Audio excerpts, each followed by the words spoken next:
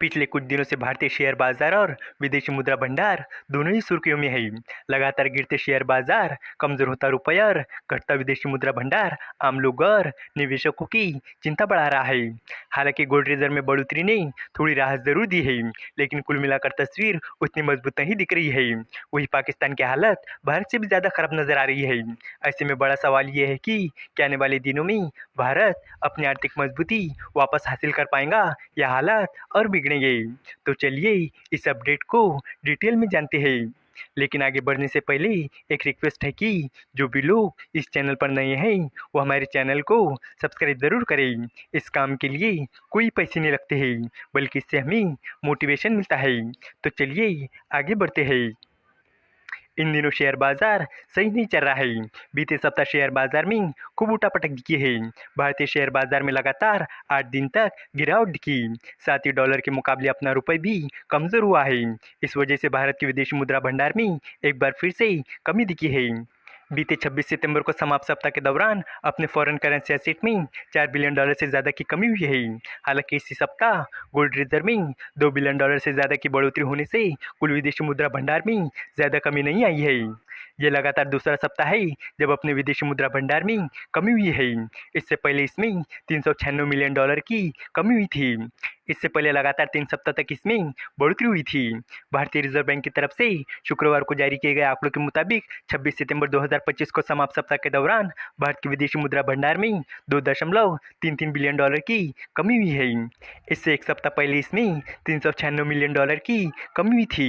अब अपना विदेशी मुद्रा भंडार घटकर $700.24 बिलियन का रह गया है। इससे पहले 27 सितंबर 2024 को समाप्त सप्ताह के दौरान अपना विदेशी मुद्रा भंडार $704.89 बिलियन के रिकॉर्ड हाई पर था। रिजर्व बैंक की तरफ से जारी किए गए साप्ताहिक आंकड़ों के अनुसार 26 सितंबर 2025 को समाप्त सप्ताह के दौरान भारत के फॉरेन करेंसी एसेट में भारी कमी हुई है।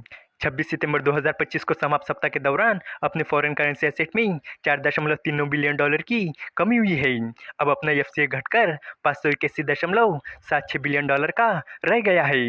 विदेशी मुद्रा भंडार में ये एफसीए एक अहम हिस्सा होता है। ये एफसीए डॉलर में गिना जाता है, लेकिन इनमें केवल डॉलर ही नहीं बल्कि यूरो, पाउंड और येन जैसी और भी फॉरेन करेंसी शामिल होती है।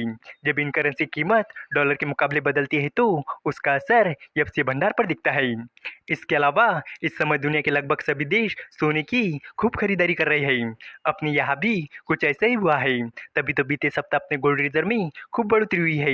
रिजर्व बैंक के आंकड़ों के मुताबिक बीते 26 सितंबर 2025 को समाप्त सप्ताह के दौरान अपने गोल्ड रिजर्व में $2.24 बिलियन की बढ़ोतरी हुई है। इससे एक सप्ताह पहले भी इसमें $360 मिलियन की बढ़ोतरी हुई थी। इसी के साथ अब अपना गोल्ड रिजर्व बढ़कर $95.02 बिलियन का हो गया है।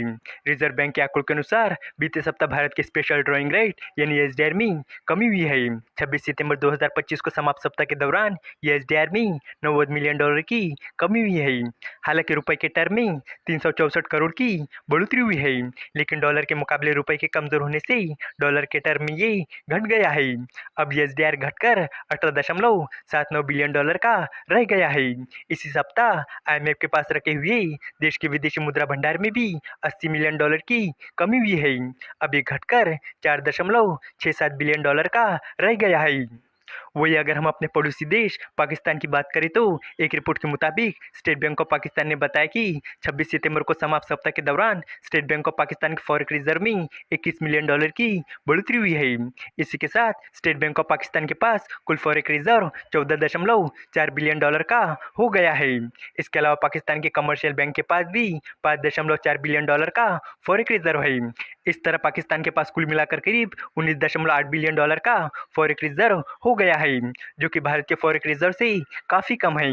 और आप यहाँ से अंदाज़ा लगा सकते हो कि पाकिस्तान की कैसी हालत है। इस वीडियो का कंक्लूजन यही है कि भारतीय शेयर बाजार और विदेशी मुद्रा भंडार की मौजूदा स्थिति चिंता का विषय जरूर है, लेकिन गोल्ड रिजर्व में हुई बढ़ोतरी ने थोड़ी राहत जरूर दी है। डॉलर के मुकाबले रुपए की कमजोरी और फॉरेन करेंसी एसेट में गिरावट ने स्थिति को और चुनौतीपूर्ण बना दिया है। हालांकि भारत अभी भी दुनिया के सबसे बड़े फॉरेक्स रिजर्व में से एक मौजूद है, जिससे स्थिरता बनी हुई है। वही पाकिस्तान की स्थिति भारत की तुलना में काफ़ी कमजोर है। अब आने वाले समय में देखना होगा कि भारत इन चुनौती से कितनी जल्दी उभर पाता है। उम्मीद है कि आपको ये जानकारी पसंद आई होंगी और भी इसी तरह के इन्फॉर्मेटिव वीडियोस के लिए हमारे चैनल को सब्सक्राइब करें। धन्यवाद।